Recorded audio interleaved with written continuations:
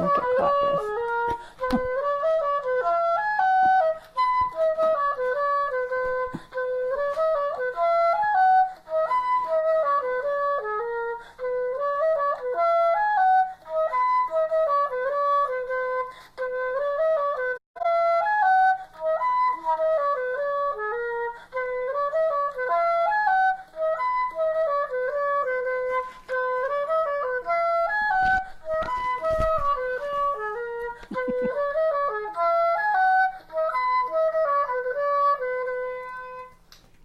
Hi, this is Sally Morgan, physical therapist, craniosacral therapist, and Tellington T-Touch practitioner for animals and people. This is Tristan, he's a Corgi, and this is an episode of Conversations with a Corgi. So I haven't seen you since Sunday. Oh, excuse you, Biscuit. He just had his birthday, his breakfast burp. Anyway, I was at my other position as an educator on Monday and Wednesday, and then Tuesday I had no internet until 4 o'clock in the afternoon. And I was also quite ill, so it was all a big mess. I was on the phone with Comcast for an hour trying to restore my internet. They were apparently doing some updates in my area. So I lost some stuff on my computer that I had open. It was just a mess. My computer wasn't even plugged in. Maybe that's another issue. So anyway, we're back today, and we're going to continue our series about animal communication and some details about different types of animal communication. And today I want to talk about animal channeling.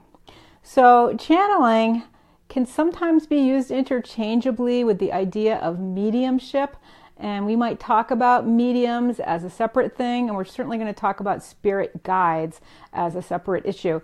But today we're really going to focus on animal channeling. My first experience with channeling was with a woman I knew 25 years ago who was channeling some wise ancestor, not even of her own particular ancestry. And people were going to her for really interesting readings about their future, their relationships, their lives in a general way, connecting with departed loved ones, making peace with different areas of their life. And that was my first impression of what a channel does. They work with one specific being on the other side, and that being connects with other people's spiritual departed ones and can give you information from that. And I think some people, that's still how they work as a channel. One of the most famous people I learned about later who does channeling are Jerry and Esther Hicks, who have written all of these wonderful books. And they, again, communicate with someone on the other side, Abraham, and he gives them information and help for people seeking guidance. And they have written many books channeling Abraham's information and making that applicable to all of our lives. And I know myself, when I've been going through hard times in my life, I had a set of the first, 8-10 tapes. This is how long ago it was, cassette tapes of Abraham's messages. And I just listened to them constantly in the car, in my house, falling to sleep, waking up. And it's general information that you need, that you know, but that we all forget when we're having a hard time. And so that brings me to the present day, and thank God for the Hicks, because they really have changed a lot of people's lives for the better through their channeling work. And one of the ideas behind channeling of any kind is that the spirits on the other side want our lives to be good and enjoyable and beneficial and filled with peace and love. That really is everyone's mission here, is to project peace and love to everyone. I mean, every religion, one of their main proponents is peace and love. However, that gets all mixed up in what humans do. So part of channeling helps us find a better way to have peace and love in our current environment through the inspiration and wisdom of those on the other side. So, animal channeling is often when, now typically, and really there's so much opinions and variation on people trying to put this into strict categories, but animal channeling, some people who are animal communicators talk about being a channel in that an animal from the other side will speak through them to the person that needs information. But typically what I think of as somebody who channels animals is someone who does not work as an animal communicator that you're going to call up and ask about your specific dog. I think now that animal channelers, in my opinion, are more people that hear wisdom from all animals, dead and alive, that give us information about how to live our lives in a better way. And so when I went to the Equinicity retreat 2 years ago in June, maybe it'll be 3 years ago now, this June, I met a woman there who was just beginning her career doing channeling of animals. And her name is Sandra Mendelson, and she wrote this great little book, We Walk Beside You, and it's filled with messages from animals that have gone out of their way to communicate information to her that she thinks people, or that the animals think people need to know in order to make our lives better here. And so that's really helpful information for people, and that is similar to what this great person, Jody Bergsma, she's a great illustrator, and there's a woman named Linda Urwashina who has written the Spirit of the Wheel medicine deck. Now this is more about animal spirit guides, and we'll talk more about that tomorrow. But it's similar in that the animals have information to share with us. And so people who do channeling gather that information and put it in a way that we can read and understand. So I do know some people who do shamanic work who will connect with a departed animal like during a session and say to you, your horse has a message for you. He came to me in this session and this is what the message is. So in strict terms, that may be more channeling than pet communication.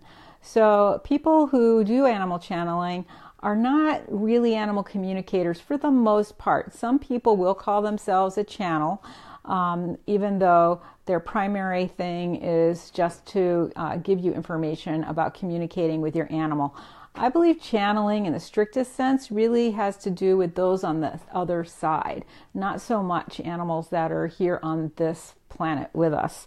But Sandra, my friend, is not the only one who has written a book with animal messages from the world around us and from departed animals as well.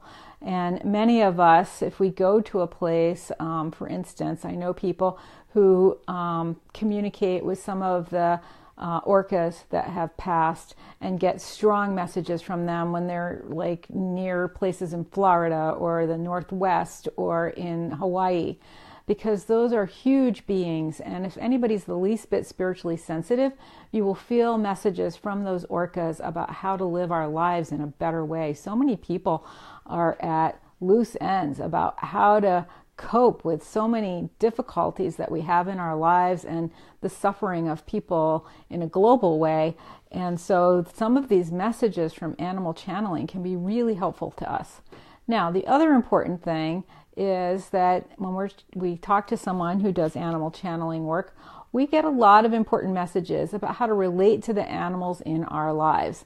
Animals are here to give us love and for us to learn unconditional love with them. And that is really their mission. Dogs and cats and horses and, even people's pet goats and hedgehogs and hamsters and guinea pigs and rabbits. They are here just for us to love and to give us love and to teach us lessons about love that are more pure than what we can find often with people. So an animal channel will give you more information about that in a way that is useful to you. So someone I might work with might connect with the spirit of some other horse that I may have never met to give me information about how to relate to horses in a general way, or maybe the state of all of the horses in the barn where my horse might be living, to give me more general information about the whole species of the animal that we're channeling. So that can be really helpful information for people. And I don't know really hardly anyone who has sought out an animal channel in specific need for something going on in their life, but I do know people who have consulted animal channels who, like me, might be a horse trainer or somebody who works with a lot of animals. People who work in rescues sometimes consult an animal channel in order to find that redirection, that compass, that inner guidance that can reignite your passion for doing the work you do rescuing animals. It can be so depleting to see animals suffering. And yes, some do go to good homes, but then you still wonder, are they really good homes? How do you know? You don't always hear back from them, and I'm sure some of them go to wonderful homes and you feel that, but it can be so draining in that field. And so to be able to talk to someone about all of the dogs and the gratitude of the dog spirit world for the work you're doing, or the cats or the rabbits or the horses, can be really fulfilling and helpful to you to get your compass back on track of where you're heading.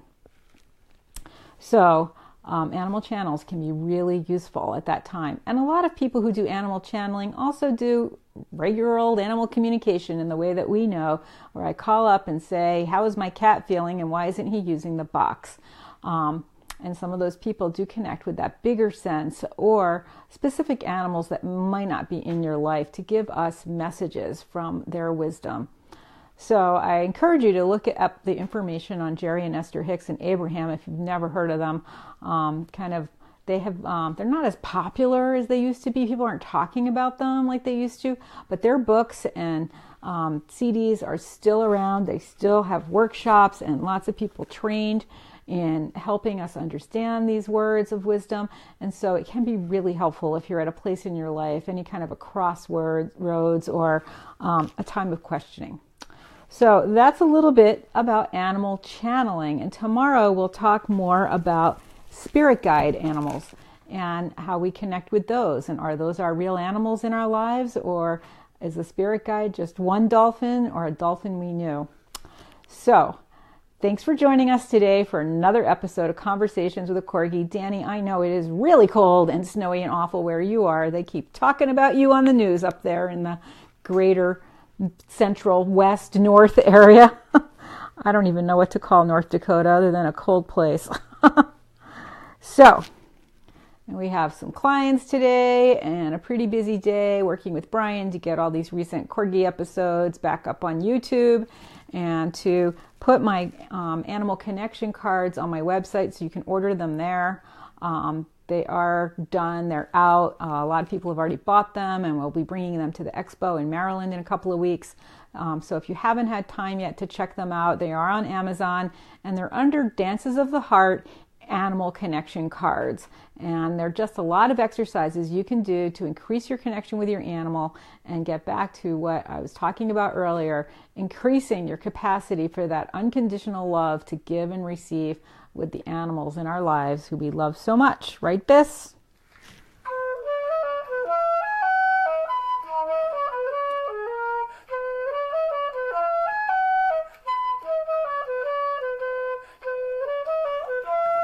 He's wearing pink today. We have to match. Pink's not the best color on an orange Corgi, though. But you're still cute, Biss. You're cute and everything.